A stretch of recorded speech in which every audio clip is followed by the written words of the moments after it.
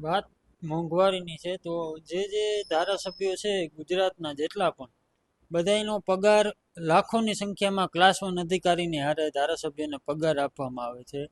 Hi-fi બંગલાઓ છે તે ગાંધીનગરમાં આપવામાં આવે છે ને તેનું ભાડું પણ માત્ર ને માત્ર 37 રૂપિયા જેટલું છે. આની સામે ખેડૂત કઈ રીતે?